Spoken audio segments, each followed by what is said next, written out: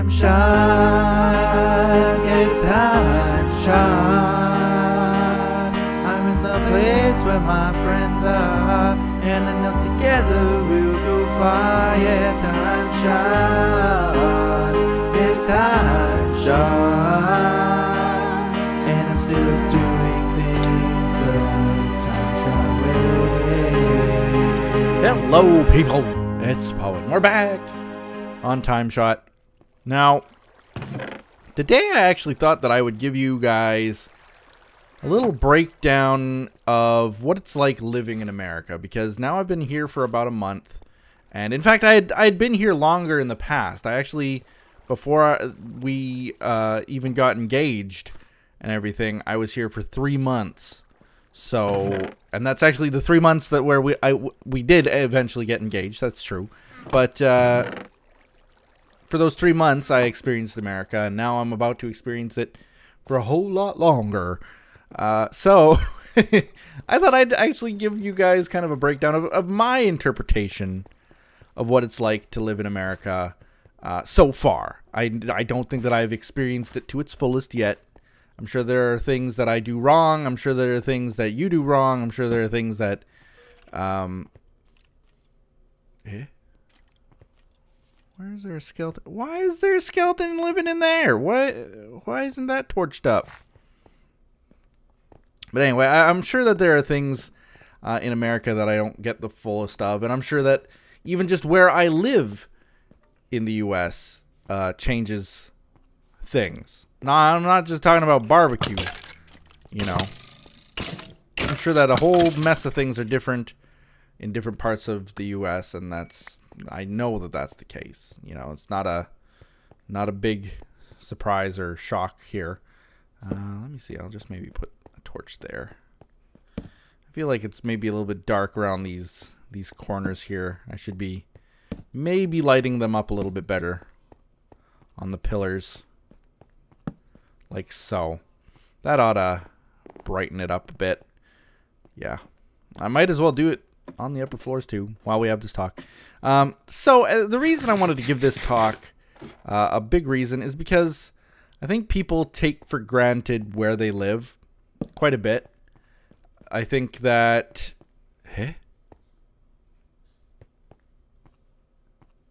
What's going on here? Why is it backward? Why is this a stair?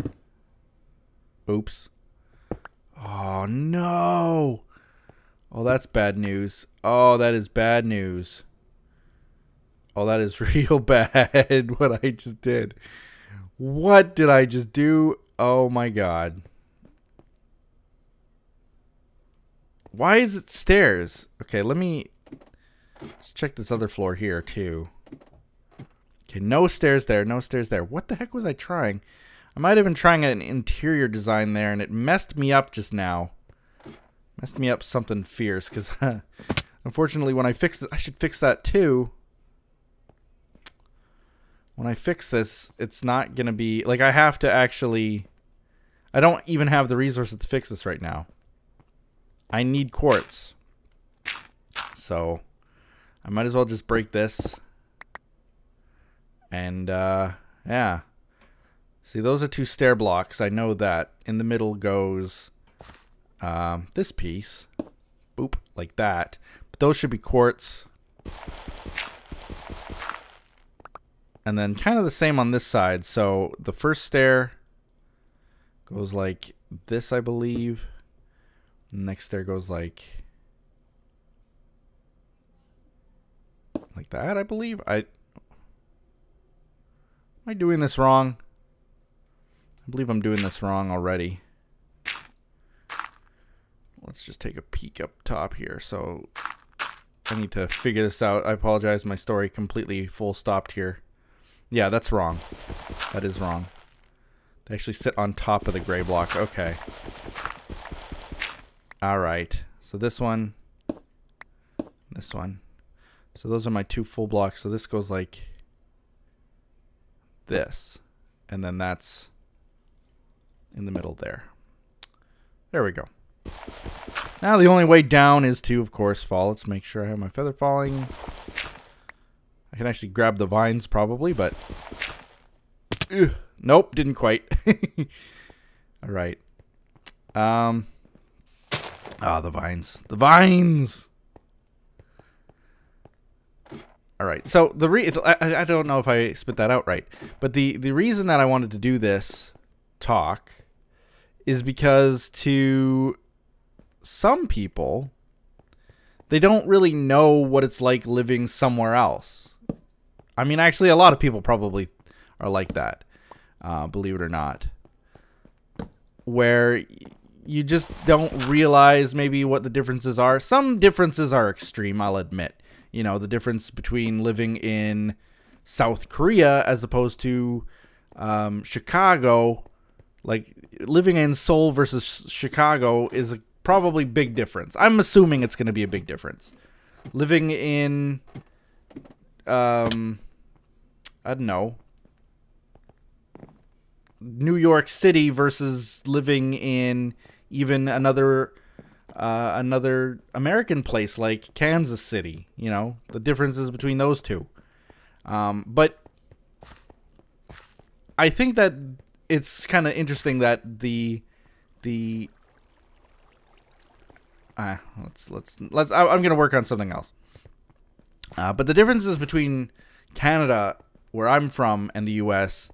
are subtle. They are subtle at best, but there are little things that I've had to adapt to and things that have changed, and I don't make a fuss about it. This is gonna be my one video comparison feature, and that's it. I don't complain. I like the change, and I like adapting, and I like new. I like the new stuff. I don't mind that things are different, and I can what's the right word for it? Become accustomed, I guess. I don't know if there's a single word for to become accustomed, but I just assimilate? Well, I don't know. Either way, there are little things that are different. So, for example, one thing you may not know is that, like, the products in the stores are completely different. Not completely, but we do still have the same, like, Cheerios brand, you know, cereal, for example. But ours might have a different logo on it. Ours might have a different picture on it. Ours always has French on it. French writing on it. And in the US, it just doesn't have that. So even I've found going to a store looking for a familiar brand that I'm very accustomed to seeing, I have trouble finding. And yeah, some of that, I find that I am very indecisive when it comes to anything. I take forever to choose and decide. It's just me. That's how I am. I take my time with things, and sometimes it's a good thing, sometimes it just slows things down. But that's who I am. I can't change that. That's how it's going to be. When it comes to things like shopping especially. But it seems like it's tenfold now because, for example, here's the Cheerios was maybe one example where you go looking for a cereal brand that you know you like and you know that the US has. And you just can't find it no matter what you're looking. Oh, wait a minute. There it is. The logo is completely different, you know? But then do you stray outside your comfort zone and try something new? Because there's a bunch of brands that just don't exist in Canada or anywhere else, you know? That's the question. But another example for just to give you another one is I went looking for vanilla. Vanilla. Just something, you know, common. For baking, everybody uses vanilla. Wynn had no vanilla in the house. She doesn't do a lot of baking, I'll be honest, and that's not a big deal. I can understand that. That's why you wouldn't have any vanilla. It's not like it's a crime. But the odd time I like making myself, you know, a sweet breakfast like French toast or something, or I don't know what else I could put really vanilla even in. Cookies, let's say. maybe I want to bake some cookies, and that requires something like vanilla. So, you know, it's nice to have on hand. So I said to Win, oh, I need vanilla. I need vanilla, and I need cinnamon. Those are the two things I need that you don't have, okay? Went to the store, went looking for cinnamon, went looking for vanilla. Went to the baking aisle. Right away found it. Okay, great. Right away I'm finding the vanilla I was looking for. That's perfect. That's what I wanted. Or right away I found the cinnamon, but I couldn't find the vanilla. And I walked back and forth, couldn't find the vanilla. And finally I met up with Win again. We had parted ways. And I had met up with her again in the store and said, you know what? I just can't find the vanilla. I've looked and looked. Can't find it. So we go back to the aisle that I had gone through a couple times, and she right away walks up to it and picks it up and shows it to me. And it's like, oh, there it is. It comes in boxes. Little tiny boxes that contain little tiny bottles. Now, that seems pretty straightforward and obvious, and you know, I guess I just wasn't paying attention enough to find it. But you know, in Canada, you never ever would see vanilla packaged in a little tiny box. It's just not something that you see. I don't know if it's like a throwback to the old West or something, that maybe back then they used to come in boxes and the manufacturers still package them in boxes or something. I don't really know.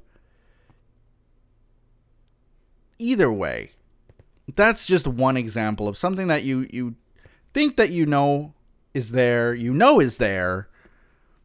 and it just looks so different, and it's packaged so different, and it's, you know, that it throws you and really makes you take a step back and have to really think about what it looks like, where it is, how it is.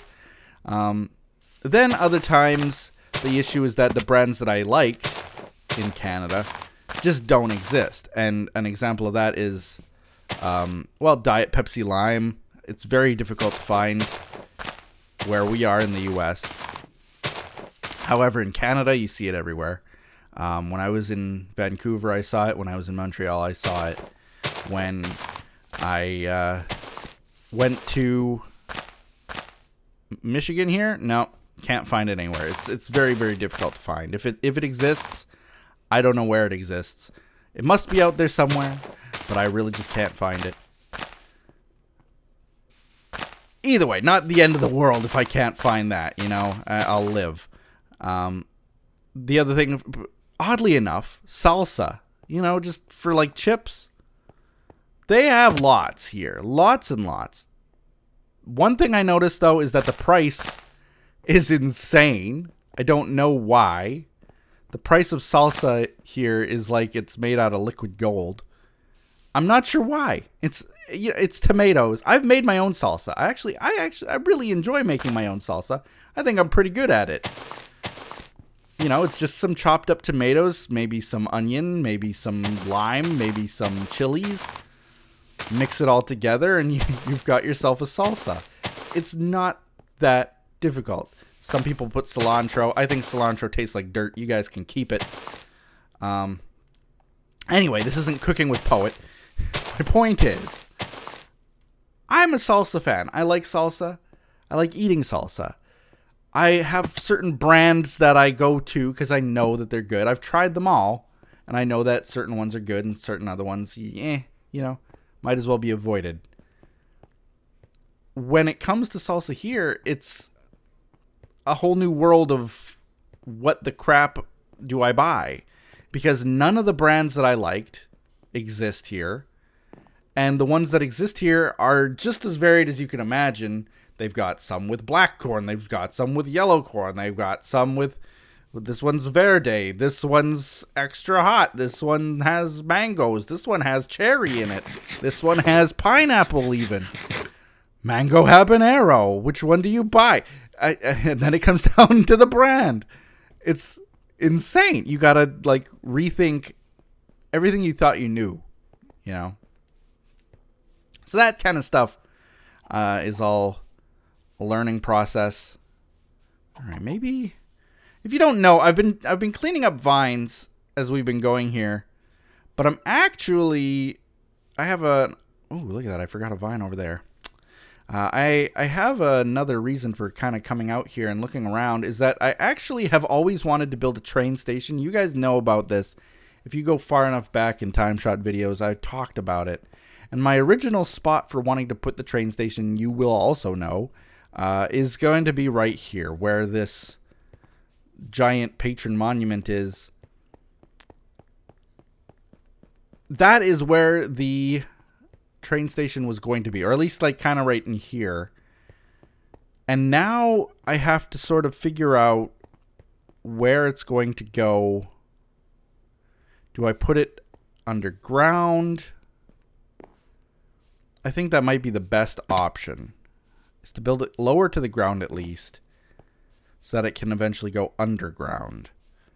Because I would rather not have a giant train station showing. However, I don't mind if it shows every now and again. Like, I don't want it to look quite as deliberate as Fabe's train station in the Whale Ray, you remember, on Season 1 of TimeShot, where you could actually see it going across the land. But if I were to build it on like this level here, and it would be covered by that sand, but then it would show on layers like 65, 66, maybe even 67, that would be all right. And then I could go straight to spawn from there. But then where do I put it? That is my question again. Where do I put it? Maybe like right... See, I don't want to put right where there are any buildings. I'm even looking towards MK's pyramid. I don't want to necessarily like dig through that. So do I build it more central, more centralized? Do I want to build it near the, maybe opposite to the boat dock? This is something that I have to map out, and I've been actually trying to figure it out for quite some time. I thought that maybe if I did it live on camera here, that I'd be able to have an epiphany, but yeah, so far not. See, at one point I was going to put shops, of course, over by the giant horse there. The mule, I should say. So it wouldn't be ideal there. And I also want it accessible. Like, even these docks are kind of a pain in the butt to get to. Look at this. Ah. That's annoying. Oh, this is so annoying. Mara actually had messaged me, and she said, I'm actually kind of surprised that your reaction wasn't as horrified as I thought it would be. Or she said it something like that. But the honest truth of the matter is, every time I see these vines, it's like I've got a nervous twitch in my eye. Like, I absolutely can't stand cleaning them up. Anyway, I need to make it accessible. So, maybe down here. And this is too high up again.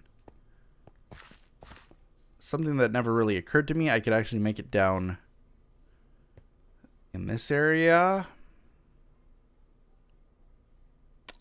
That might not actually be a bad idea if I make it in this area here.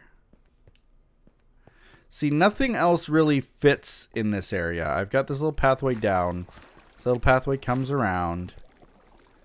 I have this little pathway that comes this way. A little dried up river here, which honestly I should be opening up. I should be opening up this little riverway just to connect this waterfall with the river. But do I maybe make a bridge here and then have the train station right in here? Or do I make use of this land here? Have a big above ground train station right here. And then just go downwards with the tracks. See, that's the thing, is that I could build it at any level. It doesn't have to be on ground level, water level, ocean level, sea level. I don't need to make it at that level. I can make it at any level and then just go downwards with the tracks. Same way as I can make it at any lower level and just go up. I want it viewable by a lot of people, though. And for that to happen, it would have to be like right on this land. Oop, right on this land here. Or right here. But then what do I do about this down here? Just keep it down there and then have this upper path here. I'd have to cut down this tree with all the vines on it as well. That I like. I really like the looks of it. I don't like that they left the dirt pillaring up. But I really like the way that that looks with the vines coming down. It looks so Greek. No other way to explain it. Looks really nice. I like it. This, on the other hand, ugh. It's the color of the vines. Yeah, I'm going to have to cut down this tree. Plain and simple. And then map out in this area where it's going to be. And that's going to be difficult in itself because I don't really know the size of it yet, but I wanted it to be pretty grandiose. Think, you know, Grand Central size. Really wanted it to have a big appearance. So if it's going to be Grand Central size, it's actually going to be maybe overlapping this lower tier here. Unless I build it diagonally, or unless I build it this way. So that the front of it would come this way. Pretty straight drop there, though. The size will have to be limited if I build it here. The only other place that I can think of, the only other place, is back where I was. But that's a pretty good spot right there. So, oh my god.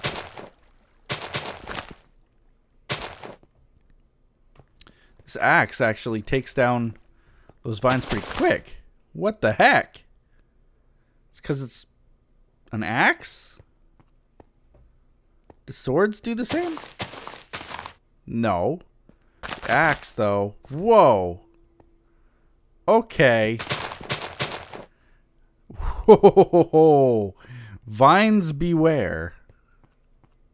I figured it out. Figured it out. Oops. Figured it out. Doesn't really help, though. Oh, I have to clean all those up.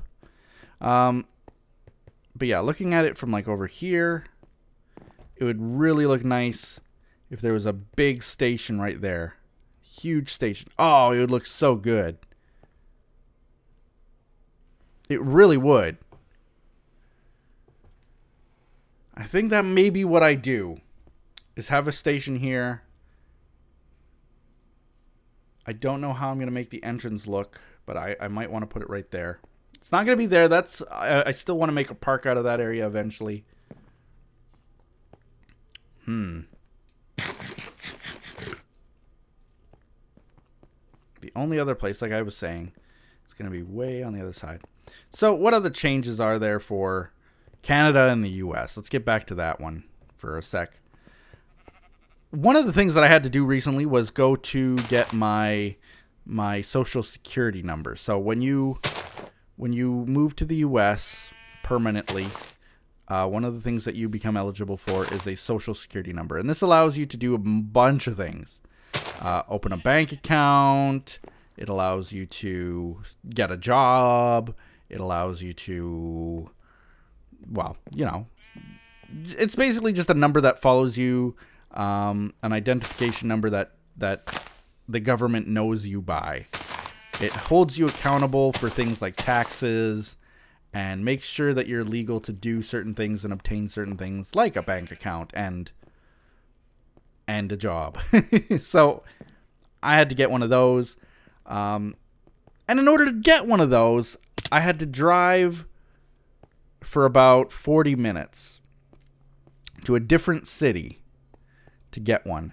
And that's something that's a little bit unheard of because, you know, the city that I'm from, it's not as though it was a humongous city with millions of people living in it.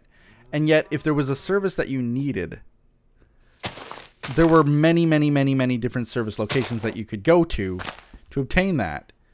It's not like you had to drive 40 minutes to another city just to get that.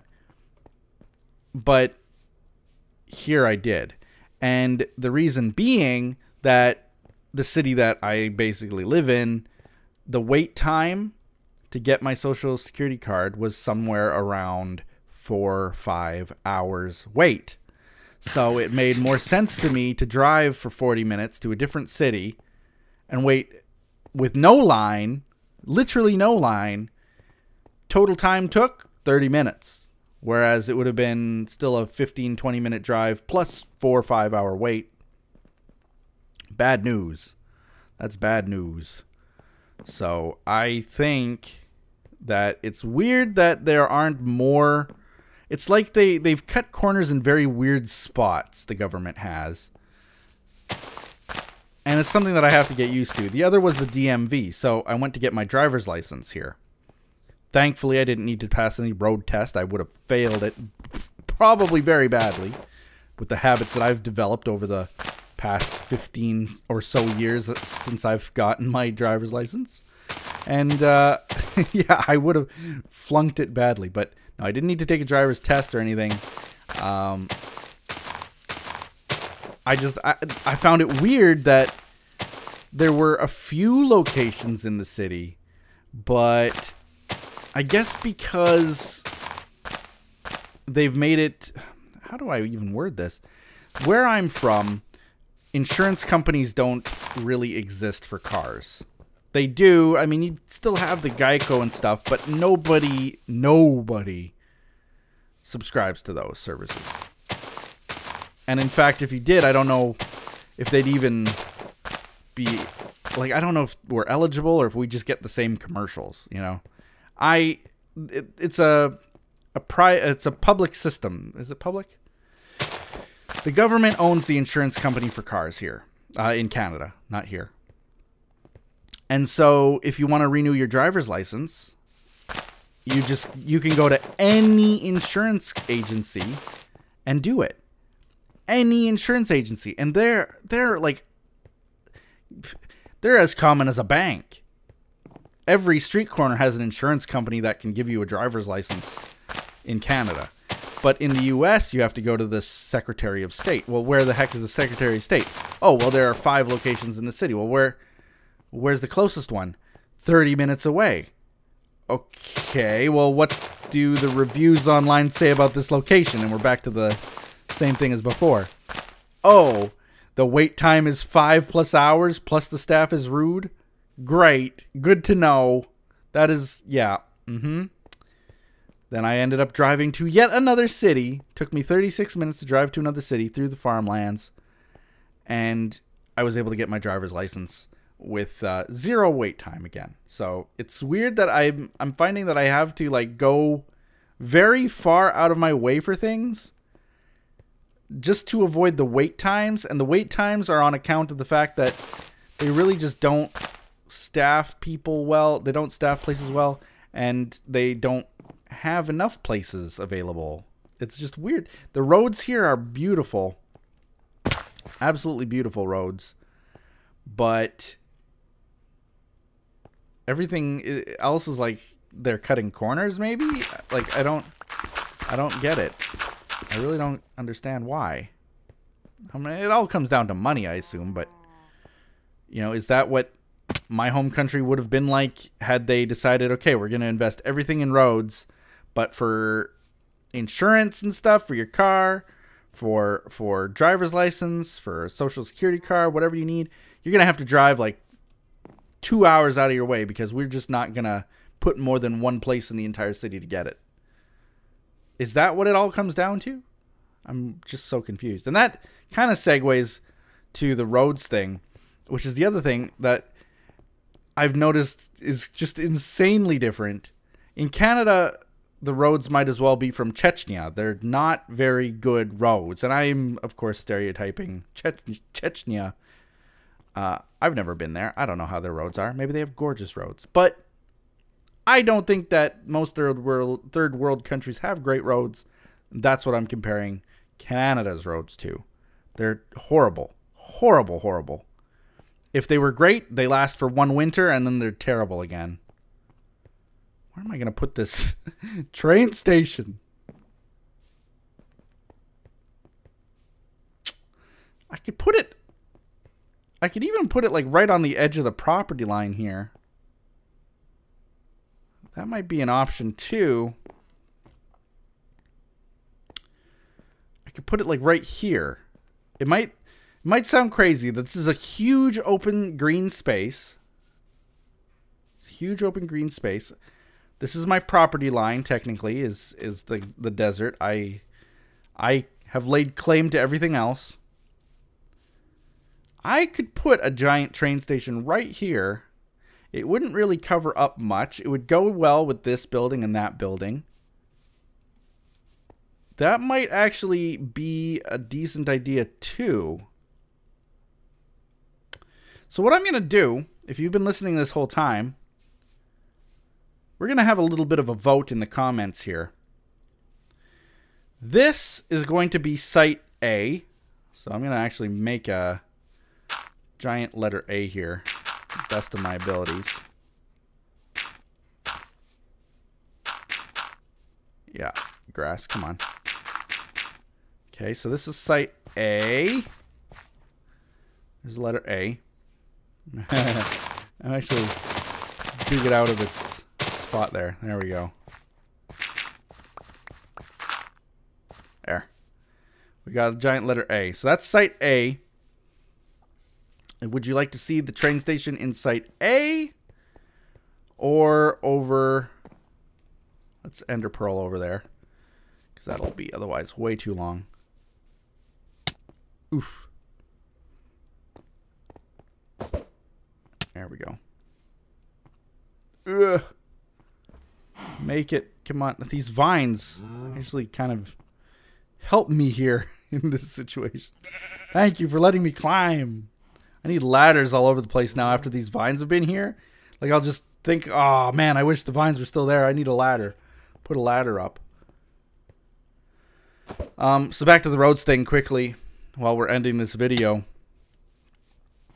Is, you know, do the roads, are they that nice everywhere? Like, in Canada, the roads are absolutely horrible all the time. There's letter B. I guess it kind of looks like a B. Or a number 8. Should I go site A or site B for the train station? Site B, it'll be right here, kind of between this mountain and that tower, where nothing else really exists for, like, anywhere. There's nothing else here. There's a little bridge that I was making that I actually have to tear down and try again. There's a little path that runs through. But otherwise, there's nothing here. It might influence me to come out here to this spot a little bit more often. It's also easily accessible from everything. Site A, it's got the most land space. It's definitely the most ideal spot in terms of space. But it might not be all that ideal considering where it is, way on the other side of everything. Just look at how much ender pearling it took just to get over here. And climbing and running and so on. It really is on the other side of my base. You know, I've been running and talking about it for a while now. I still can't see it. I still couldn't really see it even if it was like on the other side of over there. But those are the two spots. So one has a less than ideal location, but has way more space to build. The other has a very ideal location, but I'll be building on a budget and may not even make what I had dreamed on site B over there. That is the question. I don't know. I'll let you guys in the comments vote. Say what you will about both locations. I don't know. Maybe one is better than the other. Maybe you have a completely different option C somewhere else. You know? I don't know. Let me know. But the roads. Let's finish that thought. Get on with this video. The roads. I was driving to the middle of nowhere because of what I mentioned before. The fact that, you know, in order to get a Social Security card, you have to drive, you know, 40 minutes out of your way to some other city. And when you're doing that, you're going to be passing through a lot of farmland. And the crazy thing is that all of the roads are nicely groomed. They look like new, spick and span, no construction, very well maintained. Speed limits up to, I mean, we're talking 55 is the minimum here. 55 and up, really. Which translates to 90 kph and up.